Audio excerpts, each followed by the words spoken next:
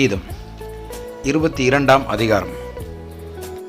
என் தேவனே, என் தேவனே, ஏன் என்னை கைவிட்டீர்? எனக்கு உதவி செய்யாமலும் நான் கதறி சொல்லும் வார்த்தைகளை கேளாமலும் ஏன் தூரமாயிருக்கிறீர்? என் தேவனே, நான் பகலிலே கூப்பிடுகிறேன், உத்தரவு கொடீர். இரவிலே கூப்பிடுகிறேன், எனக்கு அமைதல் இல்லை. இஸ்ரவேலின் துதிகளுக்குள் வாசமாயிருக்கிற தேவரீரே பரிசுத்தர். எங்கள் பிதாக்கள் உம்மிடத்தில் நம்பிக்கை வைத்தார்கள். நம்பின அவர்களை நீர் விடுவித்தீர். உம்மை நோக்கி கூப்பிட்டு தப்பினார்கள். உம்மை நம்பி வெட்கப்பட்டு போகாதிருந்தார்கள். நானோ ஒரு புழு, மனுஷன் அல்ல, மனுஷரால் நிந்திக்கப்பட்டும் ஜனங்களால் அவமதிக்கப்பட்டும் இருக்கிறேன். என்னை பார்க்கிறவர்கள் எல்லாரும் என்னை பரியாசம் பண்ணி உதட்டை பிதுக்கி தலையை துலுக்கி, கர்த்தர் மேல் நம்பிக்கையாயிருந்தானே, அவர் இவனை விடுவிக்கட்டும், இவன் மேல் பிரியமாயிருக்கிறாரே, இப்பொழுது இவனை மீட்டு விடட்டும் என்கிறார்கள். நீரே என்னை கர்ப்பத்திலிருந்து எடுத்தவர். என் தாயின் பாலை நான் உண்கையில் என்னை உம்முடைய பேரில் நம்பிக்கையாய் இருக்க பண்ணினீர்.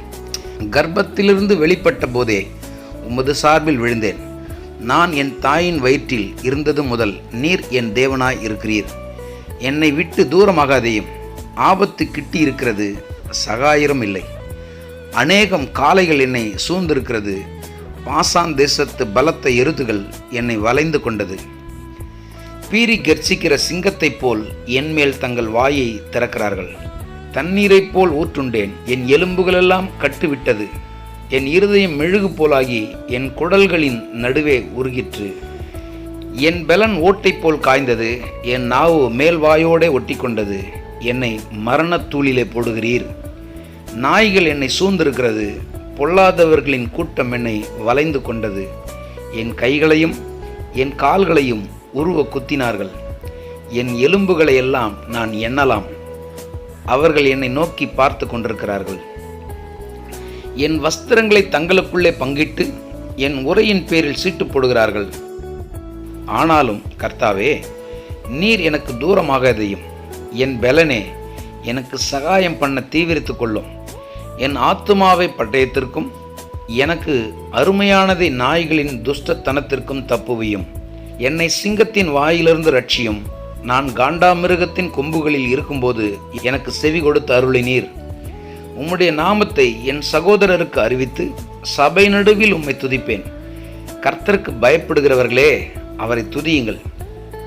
யாக்கோபின் சந்ததியாரே, நீங்கள் எல்லாரும் அவரை கனம் பண்ணுங்கள். இஸ்ரவேலின் வம்சத்தாரே, நீங்கள் எல்லாரும் அவர் பேரில் பயபக்தியாய் இருங்கள். உபத்திரவப்பட்டவனுடைய உபத்திரவத்தை அவர் அற்பமாய் எண்ணாமலும் அருவருக்காமலும் தம்முடைய முகத்தை அவனுக்கு மறைக்காமலும் இருந்து தம்மை நோக்கி அவன் கூப்பிடுகையில் அவனை கேட்டருளினார். மகா சபையிலே நான் உம்மை துதிப்பேன். அவருக்கு பயப்படுகிறவர்களுக்கு முன்பாக என் பொருத்தனைகளை செலுத்துவேன். சாந்த குணம் உள்ளவர்கள் புசித்து திருப்தி அடைவார்கள். கர்த்தரை தேடுகிறவர்கள் அவரை துதிப்பார்கள். உங்கள் இருதயம் என்றென்றைக்கும் வாழும். பூமியின் எல்லைகளெல்லாம் நினைவு கூர்ந்து கர்த்தரிடத்தில் திரும்பும். ஜாதிகளுடைய சந்ததிகளெல்லாம் உமது சமூகத்தில் தொழுது கொள்ளும். ராஜ்யம் கர்த்தருடையது, அவர் ஜாதிகளை ஆளுகிறவர். பூமியின் செல்வவான்கள் யாவரும் புசித்து பணிந்து கொள்வார்கள். புழுதியில் இறங்குகிறவர்கள் யாவரும் அவருக்கு முன்பாக வணங்குவார்கள். ஒருவனும் தன் ஆத்துமா அழியாதபடி அதை காக்கக்கூடாதே. ஒரு சந்ததி அவரை சேவிக்கும். தலைமுறை தலைமுறையாக அது ஆண்டவருடைய சந்ததி எனப்படும்.